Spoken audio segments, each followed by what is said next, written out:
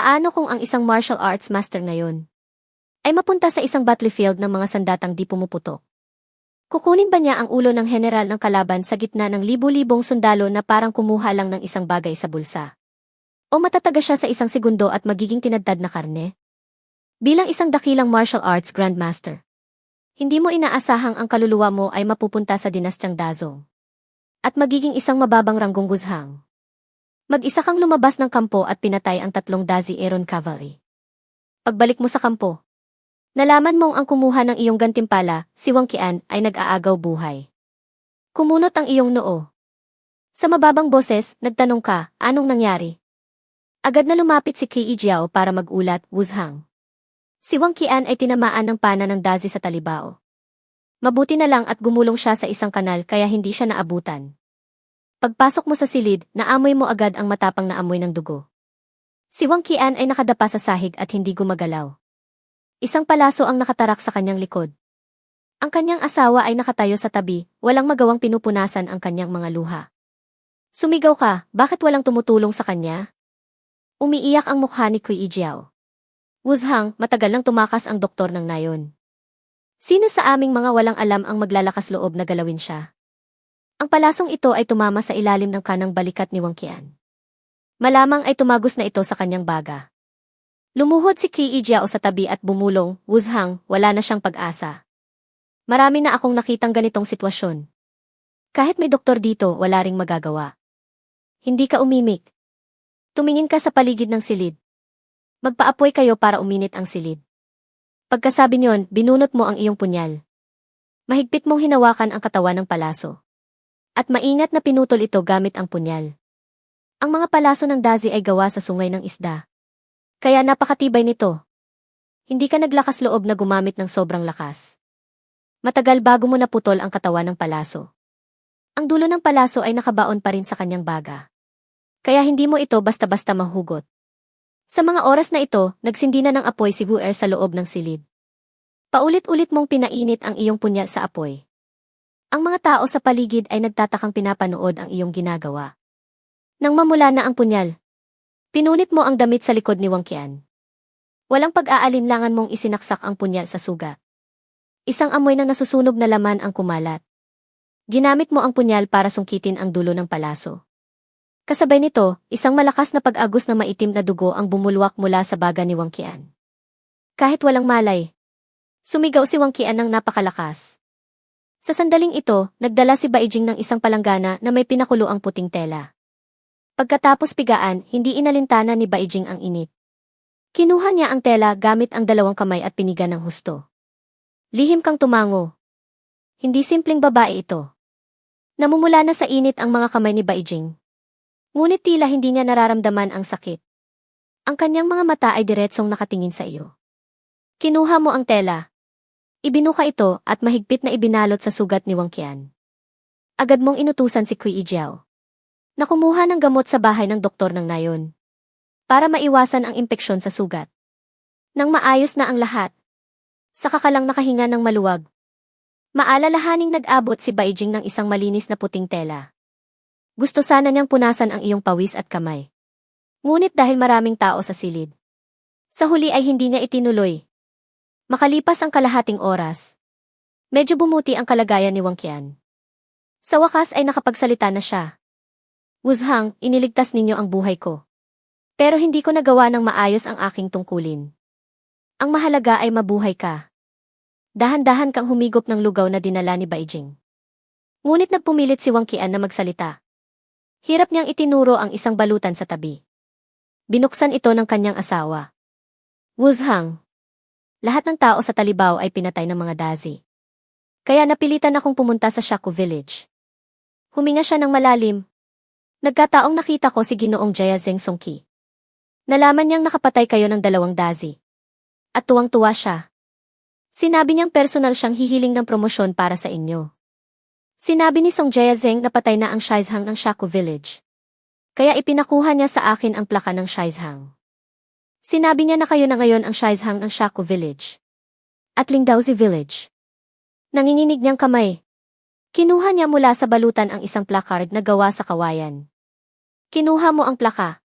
At pinagmasdan ang nakasulat dito habang nakakunot ang noo. Yung gantimpalang pilak at bigas. Baka dumating lang pagkatapos iulat ni Song Jae-zeng ang inyong nagawa. Nagsalita siya. Magsasalita pa sana si Wang Qian. Ngunit pinigilan mo siya. Tinapik mo ang balikat ni Wang Qian. Magpahinga ka ng mabuti. Ang mahalaga ay mabuhay ka muna. Tumingin ka kay Lixyong. Bukas, pumunta ka sa kabundukan. May 3 bangkay ng dazi doon. Putulin mo ang mga ulo at i-report para sa gantimpala. Tumango si Lixyong bilang pagsunod. Pagkatapos mag-isip sandali, sinabi mo sa pag-ulat. Sabihin mong ito ay pinagsamang tagumpay ng mga sundalo ng ating Lingdaozi Beacon Tower. Nang marinig ito ng lahat, nanlaki ang kanilang mga mata sa gulat at tuwa. Hindi mo ito sinabi dahil sa tunay na pagmamalasakit sa iyong mga kapatid, kundi dahil matagal mo nang alam na ang mga gantimpalang ito ay hindi ganoon kadaling makuha. Bukod sa patakaran ng hukbo sa hangganan, dahil sa mga kaltas sa bawat antas, malamang ay kakarampot na lang ang matitira sa gantimpala. Tungkol naman sa lupang ipagkakaloob. Ngayon, kung titingnan mo sa paligid, puro walang may-aring lupa. Ang gobyerno ay maaaring maglaan lang ng ilang ektarya. Ay rehistro ito at tapos na. Tingnan mo ang lupaing ito sa harap mo. Sino ang maglalakas loob na magsaka rito? Bukod sa kakulangan ng tubig at ulan, ang mga dazi ay paligid-ligid lang. Baka bago pa man makapagtanim, patay na ang tao. Kung gayon, mas mabuting gamitin ang mga pangakong ito para makuha ang loob ng mga tao. Ito ay mas praktikal. Sa sumunod na mga araw, naging payapa ang Lingdaozi Village. Kahit na nagpahukay ka ng mga patibong sa harap ng bambang at naglagay ng mga bitag sa damuhan, wala kang nakitang kahit anino ng dazi. Ipinadala mo si Qi Jiao at ang iba pang sundalo. Bawat isa ay may kabayong pandigma upang magpatrolya sa loob ng ilang dosenang milya. Nang malaman nilang ibabahagi mo ang gantimpala, lahat ng sundalo ay naging masigla. Sumakay sila sa kanilang mga kabayo at umalis. Si Wang Qian ay inalagaan ng kanyang asawa. Unti-unti nang bumubuti ang kanyang kalagayan. Samantala, sinamantala mo ang pagkakataon na gamitin ang kabayo para magdala ng bigas at ilang piraso ng damit na balat ng tupa. At kumot. At iba pang gamit, pabalik sa iyong bahay sa Lingdaozi Village. Habang masaya kang kumakain kasama ang iyong ama at kapatid, biglang may pumasok na ilang tao sa tarangkahan. Kumakain pala kayo ng karne? Ang bango. Isang lalaking may suot na kulay abong sombrero at mahabang damit, mga 40 taong gulang, ang pumasok sa bakuran. Sa likod niya ay 2 matipunong lalaki. Nakahalukip-kip silang nakatingin sa pamilya. Yumuko si Lin Mao at hindi umimik. Mabilis na nagtago si Lin Shu sa loob ng bahay. Tanging ikaw lang ang nagtatakang tumingin sa mga bagong dating. Sabi ng lalaki na may pilit ng ngiti dahil may karne kayo. Makikikain na rin ako. Narinig kong nakabalik na raw si Feng Zi. Paano na kaya natin ayusin ang utang ninyo? Anong utang? Tanong mo habang umunguya. Haha. Utang ng tatay mo. Mahigit kalahating taon nang hindi nababayaran. Kung hindi pa babayaran, mas tataas pa ang interes. Iwinagayway ng lalaki ang kasulatan ng utang sa kanyang kamay. Tumingin ka sa iyong ama. Nakita mong nakayuko lang siya at hindi nagsasalita. Mukhang totoo nga ang sinasabi nito. Magkano ang utang? Prinsipal at interes, 4,800 na pilak. Nang marinig ito, nanginginig ang katawan ni Lin Mao. Katiwala Lin. 200 wen lang ang hiniram ko. Bakit naging 4,800? Umisi ang katiwala Lin. Ginoong Mao. Kapag nanghihiram ba ng pera, walang interes? Pero mahigit kalahating taon pa lang. Bakit ganoon kalaki ang interes? Ito ay dahil sa paggalang kay Ginoong Mao. Binawasan ko na ng mahigit 1,000. Itay, ito ba ang katiwala ng pangalawang tiyuhin mo? Alam mong mayroon kang tiyuhin na si Lingtong. Napakayaman.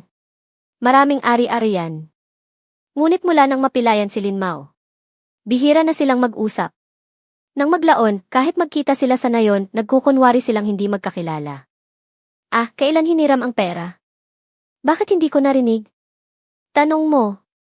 Mahinang sumagot si Lin Mao. Ito ay para sa gasto sa libing ng iyong ina. Tumango ka. Ngunit sa tingin mo, napakataas ng interes. Ang 1,000 na pilak ay katumbas ng 1,000 wen. 200 wen lang ang hiniram ng iyong ama. At sa loob ng kalahating taon, naging mahigit 20 beses ang itinaas nito. Namatay ang aking ina. Bilang nakababatang kapatid. Hindi ba't nararapat lang na magbigay siya ng ilang layang napila? Humalakhak ang katiwala Lin. Ginoong Mao. Si Ginoong Feng ay matagumpay na ngayon. Narinig ko pa na naging guzhang siya. Pero binibigyan ka lang namin ng respeto. Kaya ka naming tinatawag ng maayos. Kung hindi pa magbabayad si Ginoong Mao, sino ang nakakakilala sa iyo? Isa ka lang ligaw na aso. Mas mabilis pa sa paglipat ng pahina ng libro kung magbago ng ugali ang katiwala Lin na ito. Natawa ka rin. Katiwala Lin, mag-ingat ka sa iyong pananalita. Sinasabi mong kami ay mga ligaw na aso. Ngunit ang amo mo at ang tatay ko ay magkapatid. Paano mo ipapaliwanag iyon? Nagbigay galang ang katiwala Lin sa itaas. Ang amo ko ay isang dragon sa gitna ng mga tao. Paano siya magkakaroon ng ganitong kapatid? Feng Zi, nagkakamali ka ng iniisip. CJ. Dahil hindi na kinikilala ang pagiging magkapatid. Hindi na kailangang magsalita pa. Ang utang na ito ay sa akin na. Utang ng ama, babayaran ng anak. Tama iyan. Wala akong ganoong kalaking pera ngayon. Pwede bang bigyan mo ako ng 2 araw? Kalahating taon ka na naming binibigyan ng palugit. Sabi ng amo ko. Kung hindi ka makakapagbayad ngayon, hinihiling namin na si Binibining Lin Shu ay tumira muna sa aming bahay. 10 araw. Ang utang na ito ay inaako ko na. Kailangan mo naman akong bigyan ng oras para makalikom ng pera, hindi ba? Feng Zi, wag mo akong pahirapan. Hayaan mong sumama sa amin si Lin Shu. Ikaw na ang maghanap ng pera. Kapag may pera ka na, saka mo siya sunduin. Talagang kailangan ninyong kunin ang kapatid ko ngayon? Kung walang pera, iyan lang ang tanging paraan. Ito ba ay sinabi mismo ni Ling Tong? Kahit hindi sabihin ng amo ko, gagawin ko pa rin ito. Nagbago na rin ang mukha ng katiwala Lin. Tumango ka. CJ. Kung ganoon, sumama ka sa akin sa kampo para kunin ang pera.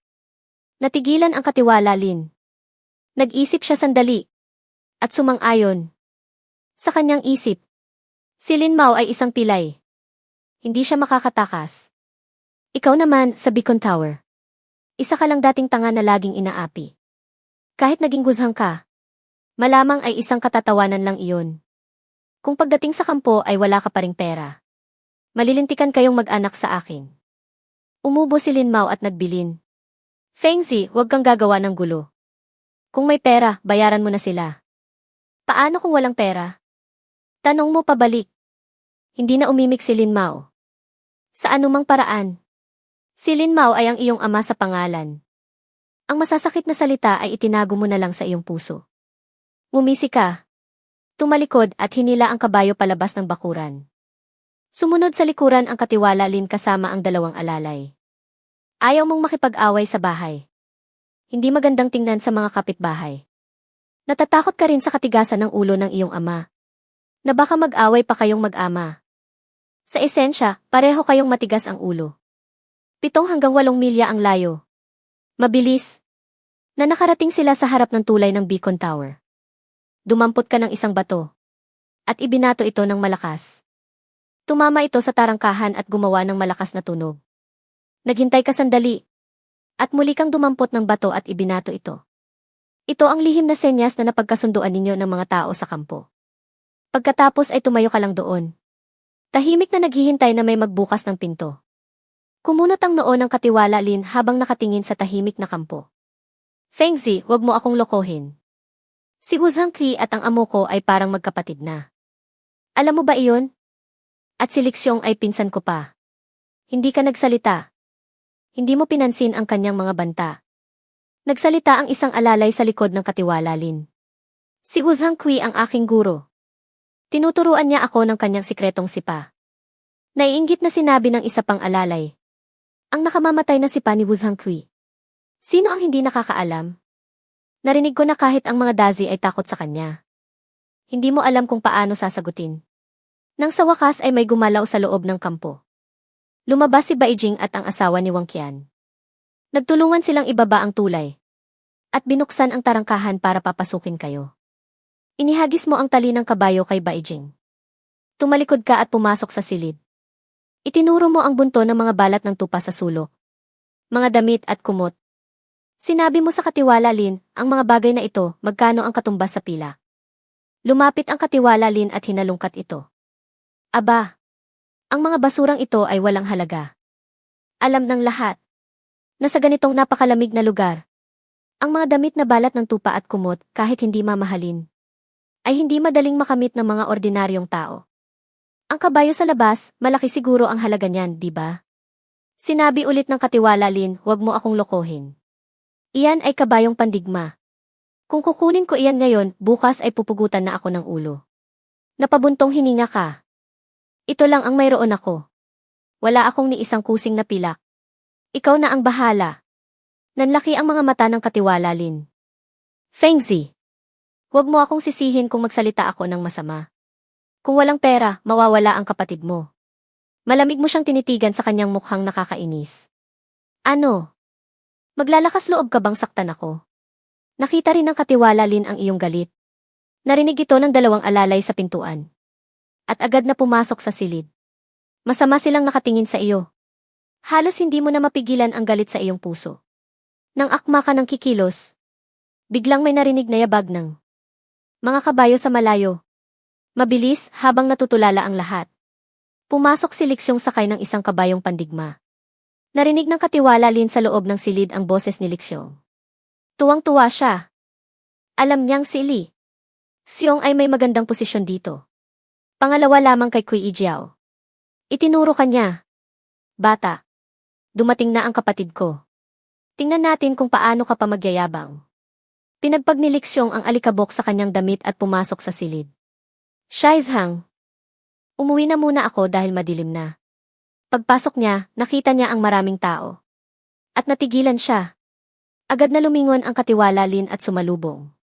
Kapatid, hindi mo inaasahan, no? Nandito ako. Ay, kuya, kailan ka pa nagkaroon ng oras para bumisita rito? Ang batang ito ay may utang na pilak sa amo ko.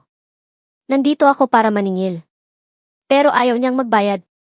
Kapatid, kailangan mo akong tulungang turuan siya ng leksyon. Biglang natulala si Liksyong. Tumingin siya sa iyo. At pagkatapos ay bumalik ang tingin sa Katiwala Lin. Pautal-utal siyang nagtanong, siya. Magkano ang utang niya sa iyo? 5 leang. Sa maikling biyahe. Dinagdagan na naman ng Katiwala Lin ang utang mo ng 200 wen.